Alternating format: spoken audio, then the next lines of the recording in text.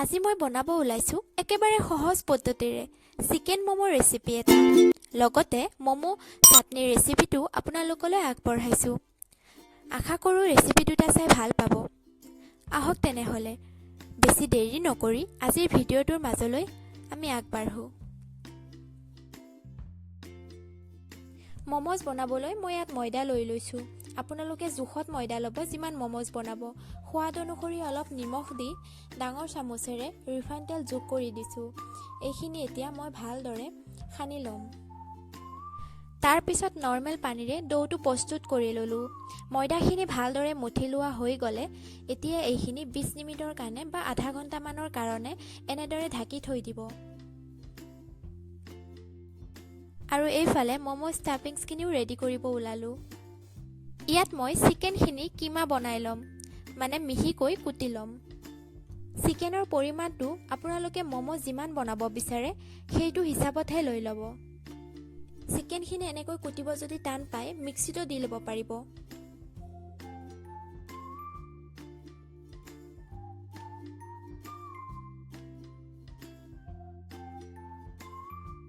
এয়া চিকেনখিনি মই ধুনীয়াকৈ মিহিকৈ কুটি লৈছোঁ। এইফালে মই আদা নহৰু পেষ্টটো দি দিলোঁ। মিডিয়াম সাইজৰ দুটা পিঁয়াজ এনেকৈ কুটি দি দিছোঁ। মিহিকৈ কুটা জলকীয়া যোগ কৰি দিছোঁ। জলকীয়া নিজৰ জোখত যোগ কৰি ল'ব। লগতে দি লৈছোঁ ধনিয়া আৰু কবি। ইয়াৰ লগত জীয়া জালুক আৰু সোৱাদ অনুসৰি নিমখ অলপ দি দিব। এয়া আমাৰ মোমো মই যিমানটো সাইজৰ বনাম সিমানখিনি সাইজৰে বলবিলাক বনাই লৈছোঁ ধুনীয়াকৈ। আৰু এয়া মই পাতল কৰি বেলি ল'ম। ৰুটিখন দেখিছেনে কেনেকৈ পাতলকৈ বেলিছোঁ? ঠিক এনেদৰে আপোনালোকে পাতলকৈ বেলি ল'ব। আৰু চাৰিওফালে অলপ পানী সানি ল'ব, তেতিয়াহে ভালকৈ চিলটো হ'ব।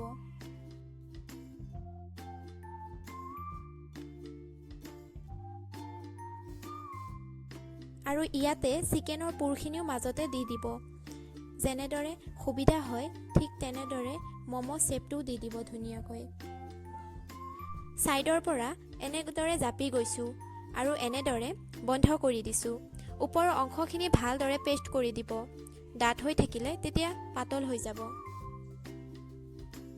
বনাই থোৱা লাডুকেইটাৰে এটা এটা কৰি গোটেইখিনি মোমো মই ৰেডি কৰি ল'লোঁ। আৰু এইখিনি মই এতিয়া বইলৰ কাৰণে দি দিম। বইলত দিবলৈ মই ৰাইচ কুকাৰ ব্যৱহাৰ কৰিছোঁ। ৰাইচ কুকাৰৰ ষ্টীল খৰাহীটোত মই চাৰিওফালে ৰিফাইন তেলেৰে অলপ সানি দিছোঁ। আৰু ইয়াতে মই মোমোখিনি এটা এটাকৈ গোটেইখিনি দি দিলোঁ। আৰু এইখিনি মই 20 মিনিট বা আধা ঘণ্টাৰ কাৰণে মই বইল হ'বলৈ অলপ সময় ল'ব। সেই সময়খিনিতে আমি মোমো চাটনিখিনিও ৰেডি কৰি ল'ম। আমি মোমো চাটনিৰ কাৰণে মিডিয়াম সাইজৰ 3টা বিলাহী দি লৈছোঁ। চাটনি আপোনালোকে যিমান বনাব বিচাৰে সেইটোৰ হিচাপত বিলাহীৰ পৰিমাণটো অলপ কমকৈ ব্যৱহাৰ। লগতে দি দিছোঁ শুকান জলকীয়া। শুকান জলকীয়াৰ পৰিমাণটো আপোনালোকে নিজৰ জোখত দিব, যিমানটো জ্বলা খাব পাৰে। কিন্তু মোমো চাটনিবিধ অলপ জ্বলা হ'লে ভাল লাগে।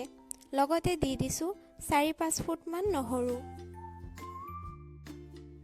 এতিয়া এইখিনি 15 মিনিটৰ কাৰণে সিজাই ল'ম।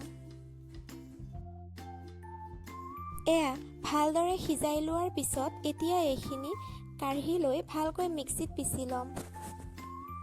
যিসকলে মোমো খাই ভাল পায় এনেকৈ এবাৰ ঘৰত বনাই খাই চাবচোন কেনেকুৱা পায়। এতিয়া মই মোমো প্লেটখন এনেদৰে মোমো চাটনিৰ লগত পৰিৱেশন কৰি দেখুৱালোঁ।